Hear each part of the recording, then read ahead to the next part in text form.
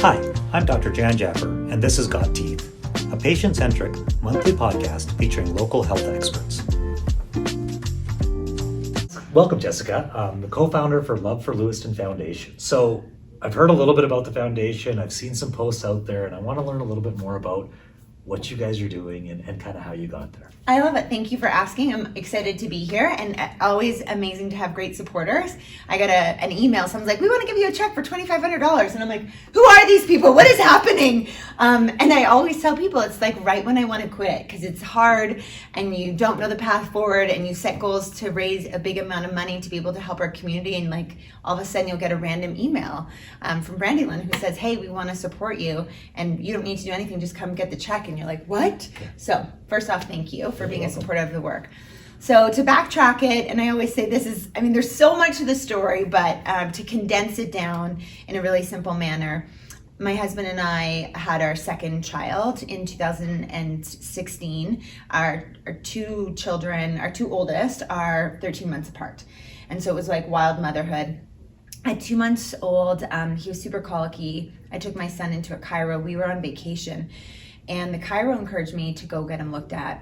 And that was in Winnipeg. Go get him looked at, 6 days in the hospital, pokes, prods, CTs, MRIs, EKGs. I literally was like, it felt like an ABC and an XYZ. And after a week of testing, they got no answers, flew back to Calgary, repeated all of that. And then in August, so he was about 2.5 months old, we got a diagnosis of spinal muscular atrophy. I was familiar with this rare genetic disease because I actually had been helping a family here in the city that had not one, but two children with this rare genetic disease. And so wild journey. The doctors at the time in 2016 were like, hey, just so you know, no treatment, no cure. He won't make his first birthday. Like, our role is just going to be keep him comfortable. As a parent, obviously, that's really hard news. And I was like, you know what, they're going to be wrong. Neurologists can't be that smart. I think they're some of the smartest people on the planet because of the depth of the brain and all of the crazy that they have to deal with. And so we made a pact, my husband and I, to bring the joy no matter what. And then Lewiston fought really hard, but passed away just shy of his 6-month birthday at Rotary Flames attached to Alberta Children's Hospital. And we had received, I tell people, being at Alberta Children's Hospital is like staying at the Plaza. I've been fortunate enough that I have stayed there once, so I'm not just making this up, but the level of care and detail that we were given as a family, having to live there between the unit and ICU and then a hospice, I was blown away. And so for Lewiston's first birthday, he wouldn't be there in person to celebrate. I was just like, I just want to write a check for 10 grand. I don't know why the number, I don't remember that. And our bank account balance did not support that hope and dream. And so we're like, let's host a fundraiser. And I think, your 1-year birthday marks a big milestone, and lots of people come and celebrate those moments. And so I didn't want to sit at home and have a pity party, because it's really easy to do that. And so instead, a group of amazing girlfriends gathered together, and we threw a party together in probably 8 weeks. A week before, we told my husband he'd show up in a Speedo. So he didn't eat for a full week, just had green juice, got a spray tan, and ate spinach. And we raised 42 grand in one day in honor of Lewiston's life. And that was like, man, if we can do that in one night, what's stopping us from raising more? And I think the desire was, I saw the needs in our community of where there was gaps for families that were struggling and hurting. And I said to you, I think before we started rolling, I'm a helper, and I just want to help people. And if I have the ability, which I do, I've got a beating heart, breath in my lungs, and I'm very able-bodied. I was like, let's just help these families. And so we just started sharing our message, and we've done it primarily on social media, which is really cool.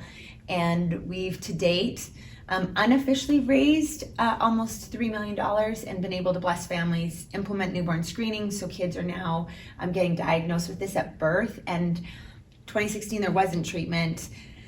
7 to 8 months after Lewiston passed, they announced a treatment, and now there's not 1, not 2, but there's 3. And kids that were dying, like my son, are now going to ballet class.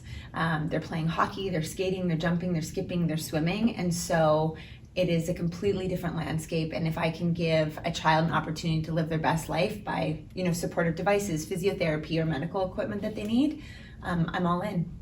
So, and that's fantastic. I mean, honestly, like, it's a lot. It's a heart-wrenching story that turns into something beautiful at the end, right? Ultimately, we're giving opportunities. You know, you live into that opportunity that you've been given.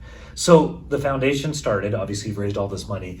Give me a little bit more insight. So how does somebody get that money? Like, where does that money go to? Is it, you know, what gaps are you filling in the system? Because we think we have this great healthcare system, and we do. But there's still gaps. There's still gaps, totally. Yeah, so. And what we've learned over our time is that we live in Canada, very fortunate. There is some amazing, like my brother lives in the States, and he said, Jessica, had what happened to you and your family, you probably would have had to declare bankruptcy because of the bills, because we were in the hospital every day. We didn't leave.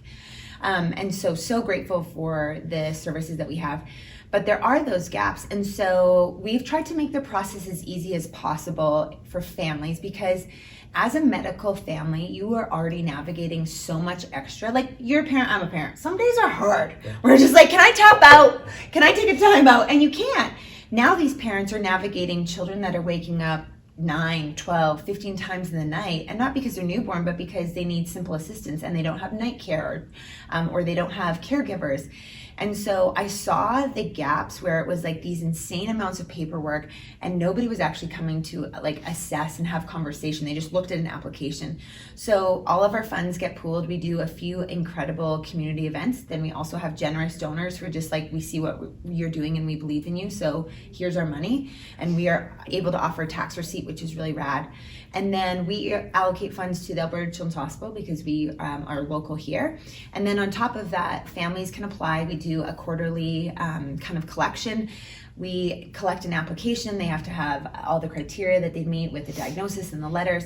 And then we see what we have in terms of funds. And what I will say is I used to have to be like, hey, does anyone need funding? Like, what do you need? And now I'm like, oh my gosh, we don't have enough money to fund all of the requests. And so we're funding everything from, items on wheelchairs that aren't deemed necessary by governing bodies. For an example, many people would say that having your wheelchair being able to adjust to different heights is not necessary. Being able to tilt your chair back or, change the positioning of your feet through a joystick is not deemed necessary.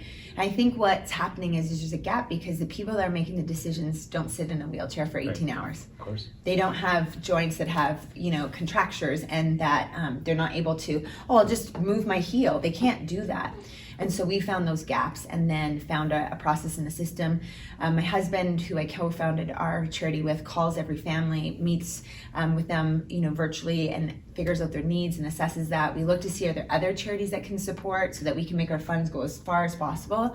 And then we do our best to fund the most critical and then kind of work our way down. And obviously all of it feels critical, but we're really proud of the work. And then we are seeing such a change with kids who have received treatment that physiotherapy is such a huge part, but these kids are needing to go 2 and 3 times a week to make sure their muscles are firing and using those their bodies as best as they can. And so filling those gaps is something that we're really proud of the work we do. No, that's amazing. Mm-hmm.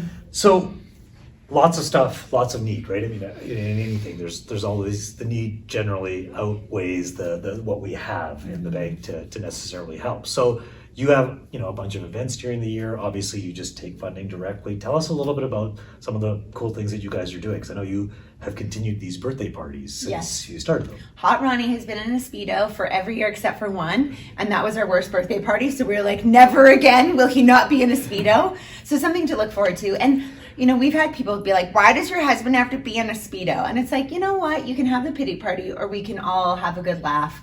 And we actually have a friend of mine who is a doctor now. He was going through med school when Lewiston was sick, and now he's a doctor, and he goes in a Speedo, and my brother-in-law also goes in a Speedo. And it's people love it. They laugh, and it's a way to celebrate and bring a little bit of lightness and joy to a tough day for our family as we navigate that.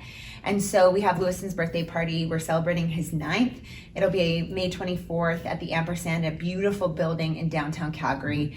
We have a light up dance floor. We have a really fun program that just highlights the work that we do. So if you're new and have no clue what we've done, our goal is with any event, you always know where the funds are going, and not just like you're in a room to eat some nice food or just see some beautiful decor. We actually usually skimp on decor, and we skimp on anything. We do our best to get as much of the services donated so we can pour as much of the funds back into it. So you won't see the most insane decor at an event, but what you will see is the most incredible hearts in the room to make a difference. Awesome. And are there other events that happen throughout there? Or is that pretty much, is there one event that you That's focus our on? big kahuna, Okay. which takes so much work and is Yeah, exhausting. Yeah. But we have an incredible team of volunteers who make it happen. I have the best girlfriends, so shout out. Now when I write their thank you cards after we finish the event, all I write is, this year I'll be writing 8 more years to go, like 7 more years to go. I just write thank you, 8 more years to go, because we've all committed to doing this until Lewiston would turn 18. Okay. And then we'll reevaluate how much energy Mama has in her tank. Yeah. And then we do a golf tournament, that's in September. And if you are a golfer, you're not a golfer, it is such an incredible event. We host that at Heritage Point. We use all 27 holes, 2 teams per hole. And we have like an activation on every hole. So like if you're not a good golfer, it's just like, just Stuff come like and this drive. you do. Yes, Yeah. totally. Yeah. I'm not And a it's golfer, so, yeah. Texas Scramble. So I feel like everyone can Yeah, win. you can still play. Yes, Yeah. exactly. And then we're really excited because we are doing a bunch of fitness events throughout the year.